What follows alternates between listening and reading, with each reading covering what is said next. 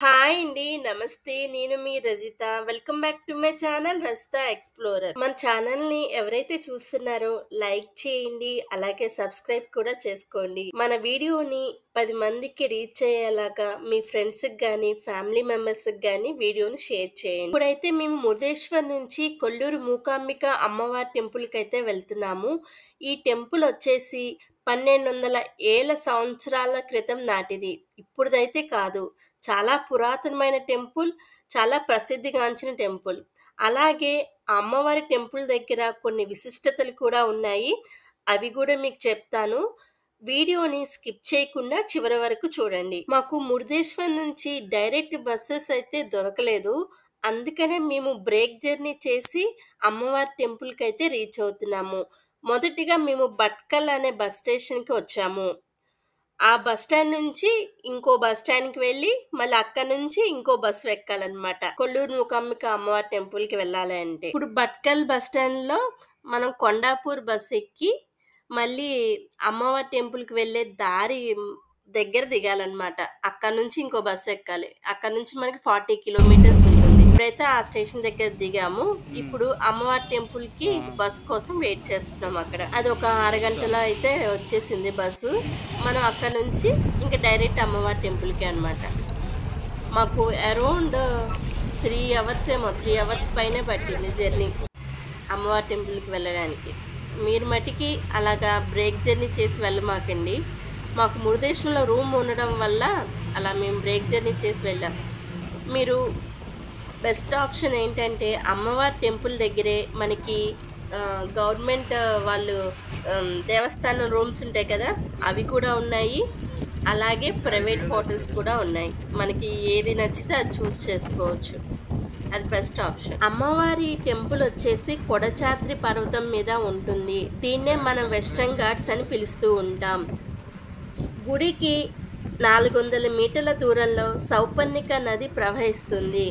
ఈ నదికి ఒక విశిష్టత ఉంది. సౌపర్ణిక నది విశిష్టత ఏమిటంటే, నదిలో 64 రకాల ఔషధ గుణాలు ఉన్నాయి. అది ఎలా అంటారా? నది అడవి లోపల నుంచి ప్రవహిస్తూ వస్తుంది. దానివల్ల అడవిలో ఉన్న ఔషధ గుణాలు ఉన్న మొక్కలు, అలాగే వనమూలికలు ఆ వాటర్‌లో కలవడం వలన ఆ వాటర్‌కి అంత విశిష్టత ఏర్పడింది. అంతేకాదు ఆ వాటర్ తాగడం వల్ల చర్మ సంబంధిత సమస్యలు మరియు అనారోగ్య సమస్యలు కూడా తగ్గిపోతాయి. నది ఇలా అడవిలో ఉంచి ప్రవహిస్తూ వస్తుంది. అక్కడ ఇమేజ్‌లో చూడండి. మనం వెళ్ళే దారి మొత్తం అడవి.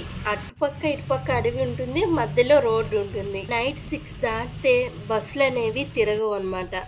మనం అదే రోజు దర్శనం చేసుకొని వెంటనే బయలుదేరి మళ్ళీ దిగువ ప్రాంతానికి వచ్చేయాలి.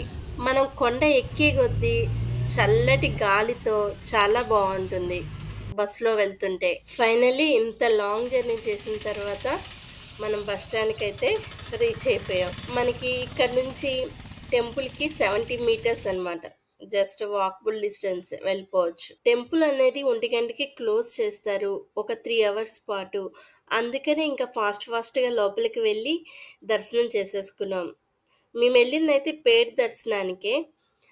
అందుకే చాలా తొందరగా అయిపోయింది. మనకి తెలిసిందే కదా! కర్ణాటక స్టే మొత్తం కొంచెం చాలా వరకు టెంపుల్స్ జెంట్స్ అయితే షర్ట్ రిమూవ్ చేసి వెళ్ళాల్సిందే. ఆఖరికి చిన్న పిల్లలతో సహా. ఎలాగైతే లోపల దర్శనం అయితే చాలా జరిగింది. దర్శనం చేసుకొని బయటకొచ్చేసాము. మాతో లాస్ట్ అనమాట. మేము బయటకొచ్చేసాము. క్లోజ్ చేసేసారు. మళ్ళీ 3:30కో ఎప్పుడో ఓపెన్ చేస్తారు మళ్ళీ. ఇక్కడ అమ్మవారు స్వయంభూగా ఎలా వెలిచారో ఇప్పుడు మీకు చెప్తాను. పూర్వం కామాసురుడు అనే రాక్షసుడు ఉండేవాడు. ఆ రాక్షసుడు అక్కడ ఉన్న మనుషులను, ఋషులను చాలా చిత్రహింసకు గురిచేసేవాడు. దేవుడి విగ్రహాలను కూడా ధ్వంసం చేసేవాడు. ఇది అంతా చూసిన పార్వతీదేవి శివుడు ఆజ్ఞ మేరకు భూమి మీదకు వచ్చి రాక్షసుని వధించింది. అందుకే అమ్మవారికి మూకాంబిక అమ్మవారిగా పేరొచ్చింది. మనకి గుడి బయటే ఇలాగా దీపపు కుందులు, ఆయిలు, అలాగే ఒత్తులు అన్నీ సెట్ అమ్ముతారనమాట.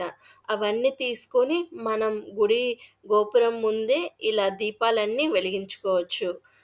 సేమ్ చెప్పాలంటే మనకి ఈ టెంపుల్ మొత్తం కేరళ స్టైల్‌లో ఉంటుంది. గోపురాలు కానీ అవన్నీ. మనకి పక్కనే ఉచితంగా ప్రసాదాలయం గూడా ఉంది. అక్కడికి వెళ్లి భోజనం చేద్దాం పదండి. మనకి ఇక్కడ అన్‌లిమిటెడ్ ఫుడ్ ప్రసాదాలయంలో అయితే. నాకు పాయసం అయితే చాలా నచ్చింది. అందుకే నేను ఒక 3 టైమ్స్ అయితే పాయసమే తిన్నాను. భోజనం చేసిన తర్వాత అయితే గుడి చుట్టూ మొత్తం ఒకసారి తిరిగి చూసామనమాట. ఆ పక్కన షాప్స్ గానీ, అన్నీ చాలా బావున్నాయి. అవన్నీ ఒకసారి చూసుకొని, ఇంకా నడుచుకుంటూ అయితే బస్ స్టాండ్‌కొచ్చేసాము. మా వాడైతే ఇక్కడ షాప్‌లో మూంగ్ దాల్ ప్యాకెట్ కొని మరీ పావురాలకి మేతేస్తున్నాడు. చక్కగా అవి గూడా ఇష్టంగా తింటున్నాయి మూంగ్ దాల్.